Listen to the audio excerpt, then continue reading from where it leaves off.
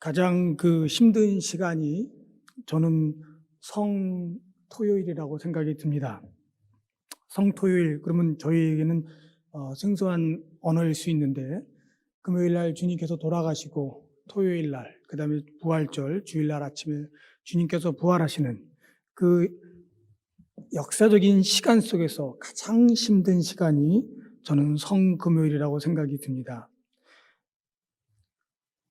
금요일 날 예수님께서 돌아가시고 나서 바로 그들에게 있어서 가장 희망이요, 복이요, 기쁨이었던 그리스도가 돌아가시는 그 순간은 제자들과 여인들에게 한없는 아픔과 괴로움과 고통의 시간이었습니다. 그러나 더욱더 괴로워지는 것은 뭐냐? 바로 토요일 날. 금요일 날 사건이 발생하고 토요일 날 바로 이 고난과 고통과 좌절이 일상이 돼버린 시간. 저희들에게 있어서 가장 힘든 시간이 뭐냐? 미래가 없는 시간이 가장 힘든 시간입니다. 우리가 고통을 받을 때, 우리가 힘든 시간을 겪을 때 이것이 곧 끝난다라고 생각을 하면 그것은 쉽게 지나갑니다. 그러나 마치 우리가 출구 없는 방에 들어가듯이 우리의 고난과 고통이 출구가 없다라고 느껴질 때, 그것이 일상이 되어질 때 저희들의 삶은 무척이나 힘듭니다. 희망마저 가질 수 없는 시간, 두려움과 공포가 하루하루의 삶을 누르는 시간, 바로 성토요일의 시간입니다.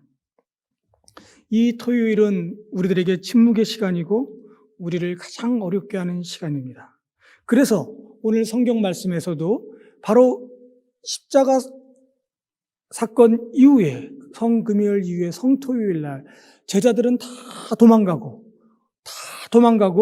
이제 어느 누구도 예수 따른다라고 하는 말하는 사람이 하나도 없는 침묵의 시간 속에 오늘 성경에 나오는 이 여인들이 우리들에게 예수 부활의 첫 소식을 알리는 역사적인 인물들이 된 것입니다.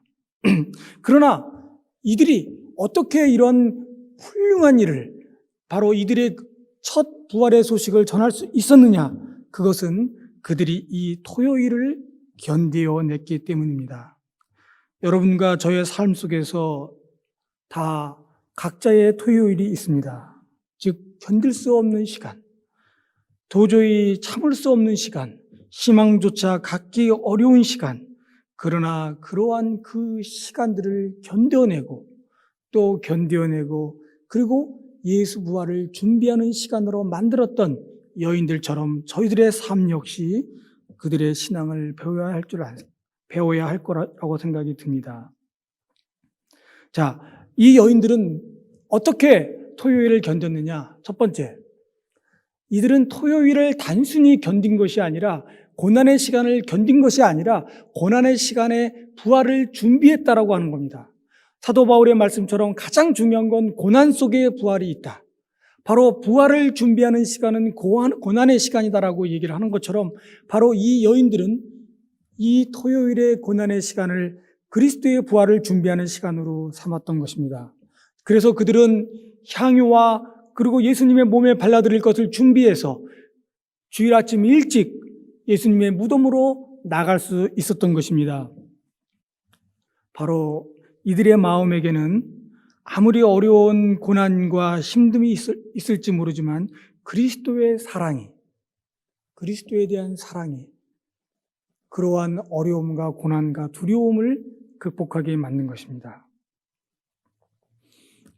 우리가 잘 아는 소설을 도스토옙스키라든지 키에르케고르에 보면 그런 얘기가 나옵니다. 증오하는 사람은 가장 증오스러운 사람이다. 즉, 증오하는 사람을 가장 증오한다. 그리고 사랑하는 사람은 사랑하는 사람을 가장 사랑스럽게 만든다. 바로 이 여인네들인 그리스도의 사랑으로 그들이 하나님의 사랑을 받음으로써 이 성토요일을 견뎌내고 성토요일을 이겨낸 것입니다. 지금 전 세계는 코로나19에 의해서 많은 고통을 당하고 있습니다. 다행히 저희 나라는 그나마 아픔이 적지만 전 세계적으로 많은 사람들이 사랑하는 일을 떠내보내고 그리고 고통 가운데 신음하는 사람들이 많이 있습니다. 바로 이러한 사람들, 바로 우리들의 삶이 겉으로 나타나는 고난이나 내 속에 심화되어 있는 고난이나 어떠한 고난이나 이 고난을 이길 수 있는 유일한 힘은 그리스도에 대한 사랑, 그리스도에 대한 연민, 한없는 사랑만이 우리를 지금의 어려운 시간에서 견뎌낼 수 있게 하는 것입니다. 자, 그래서 이 여인네들은 드디어 부활절 아침, 즉 안식일이 끝나고 첫날, 성경 말씀을 보면은 제가 오늘 안경을 안 가져서 잘 안 보이는데 안식일이 마치고 첫 새벽에 바로 그들은 그리스도의 무덤으로 갑니다. 여러분 생각을 해보세요. 그리스도의 무덤이라고 하는 게 갈 수 있는 거냐고. 다시 그 무덤을 봐야 되는, 그리스도의 죽음을 또 경험해야 되는 그런 아픔의 시간을 그들은 맞닥쳐야 되는데 바로 그 죽음으로 그 여인네들은 다시 가는 겁니다. 바로 그 무덤가에 가서 그들의 마음속에는 예수 그리스도의 몸에 향유를 발려드리고 그들의 아픔을 같이 나누고 싶었던 것입니다. 그런데 그날 아침에 바로 역사에서 가장 위대한 날, 역사에서 날 중의 날, 새벽 중의 새벽에 해당하는 부활절 아침에 놀라운 기적을 체험하는 것입니다. 그들이 바로 갔을 때 그들에게 등장한 천사는 말하기를 예수님께서 부활하셨다. 여기 계시지 않으시다. 자, 그 얘기를 들었을 때 이 여인네들의 마음은 너무너무 놀라고 동시에 너무너무 기뻤습니다. 근데 문제는 뭐냐? 여기서 그들에게 바로 말씀하실 때 거기서 예수 부활하셨다 끝나는 것이 아니라 그 여인들에게 뭐라고 그 천사는 얘기하냐면 예수님께서 먼저 갈릴리로 가니 너희도 갈릴리로 가라. 제자들에게도 말씀하시기를 가서 갈릴리에 있는 예수를 만나라. 저는 오늘 설교의 제목처럼 갈릴리로 가라. 자, 부활을 경험한 사람들의 두 번째 사건은 뭐냐? 갈릴리로 가야 됩니다. 예수를 만난 사람들의 첫 번째 사건, 이후에 이어지는 두 번째 사건은 어디로 가느냐? 갈릴리로 가는 겁니다. 그러면 갈릴리가 어딜까요? 여러분, 지금 신입생들은 좀 그러겠지만은 유대 지도를 보면은 유다가 있고 그 다음에 사마리아가 있고 그 위에 갈릴리가 있습니다. 자, 이 갈릴리라고 하는 것은 가장 척박한 땅이요, 변방이요, 가장 힘든 곳입니다. 그리고 쉽게 말해서 이 사회에 소외받은 사람들, 그런 곳에 가서 다시 예수님께서 사역하신다. 자, 그러면 우리들에게 갈릴리는 뭘까? 저는 깊은 묵상을 하면서 이 갈릴리는 꼭 밖에 있는 것만도 아닙니다. 내 안에 있는 갈릴리. 여러분 안에 울고 있는 어린아이, 내 안에서 고통받고 내 안에서 힘들어하는 후회의 나, 그 다음에 죄로 인해서 죄책감에 있는 나, 그리고 용기가 없어서 매일매일 하루하루 그냥 살아가는 나, 이런 내 속에 있는 이 갈릴리로 내려가야 된다는 거죠. 여러분 안으로 갈릴리로 들어가시기 바랍니다. 바로 부활의 사건은 어디서 입증되느냐? 바로 갈릴리에서 입증된다라고 하는 겁니다. 바로 내 안에 있는, 죽어 있는 내가 다시 그리스도와 함께 부활하는 사건, 바로 갈릴리에서 예수 그리스도를 만나리라고 하신 그 말씀에 의지해서 갈릴리로 내려가야 되는 거죠. 많은 사람들은 신앙생활을 할 때 항상 겉으로 나타나는 것을 중요시 생각할 때가 많이 있습니다. 그러나 제일 중요한 건 자기 내면의 가든, 내면의 정원, 내면의 삶이 황폐해진 사람들은 자기도 모르게 삶이 늘 힘들어지는 겁니다. 그래서 우리가 그 줄리아 크리스토바 같은 경우는 무슨 얘기를 하냐? 내면의 가든을 다듬어라. 바로 이 속에 있는 썩어져 있는, 죽어져 있는 나의 가든을 다시 한번 가꾸는, 어떻게 가꾸느냐? 바로 샤론의 것 예수를 통해서 다시 내 삶이 다시 아름다워져야 됩니다. 여러분, 아름다움이 세상을 구원할 것이다라고 얘기했고, 그리고 그 아름다움은, 가장 아름다운 것은 오직 예수 그리스도라고 얘기했습니다. 바로 내 안에 있는 이 갈릴리를 우리가 다시 아름답게 만들어야 됩니다. 용기를 잃어버린 사람은 용기를 찾으셔야 되고, 희망을 잃어버린 사람은 희망을 찾으셔야 되고, 고통 중에 있는 사람은 위로받으셔야 되고, 그러나 이것이 인간들이 주는 위로가 아니라 부활하신 그리스도, 저 하늘에서 내려주시는 하나님의 은총이라고 하는 사실을 깨닫고 인간의 것이 아니라 하나님의 것으로 내 삶이 다시 오늘 일어나야 된다는 것입니다. 여러분, 지금 갈릴리로 가시기 바랍니다. 여러분 속에 들어있는 가장 여러분도 보기 싫은 그곳으로 내려가서 그 갈릴리를 그리스도와 함께 부활하시는 사건이 저와 여러분에게 일어나야 될 줄로 믿습니다. 또 갈릴리는 내 앞만 아니라 내 이웃들에게도 나가야 된다는 거죠. 우리가 이웃들을 향해서 고통하고 신음받는, 그리고 힘들어하고 위로받기 원하는 사람들에 대해서 우리가 그들에게 나가야 된다. 바로 이 부활의 사건은 신새벽에 예수 그리스도가 부활하셨다라고 놀라운 사건은 뭐냐? 바로 어디서 이루어지느냐? 우리의 내면의 갈릴리와 외면의 갈릴리에서 예수를 만남으로써 가능해지는 것입니다. 여러분, 이것이야말로 진정한 복된 소식, 기쁨의 소식입니다. 자, 그러면 이 갈릴리에서 우리가 예수를 만나고 우리의 삶을 살아갈 때, 그러면 우리는 어떻게 살아야 되느냐? 바로 예수의 부활을 증언하는 삶은 다시 예수를 준비하는 삶으로 돌아와야 되는 겁니다. 예수를 어떻게 준비하느냐? 예수를 사랑하셔야 됩니다. 여러분, 가장 중요한 건 그리스도를 먼저 사랑해야죠. 다시 갈릴리로 돌아가서 사는 삶은 갈릴리로 가기 이전에 성토요일에 우리가 준비했던 삶, 그리스도를 사랑하는 삶, 그리스도를 사랑하는 삶이 갈릴리에서 이루어지고 그 갈릴리의 삶이 나와 여러분 속에서 만들어지는 것입니다. 바로 그럴 때 진정한 예수의 부활이 참 의미가 드러납니다.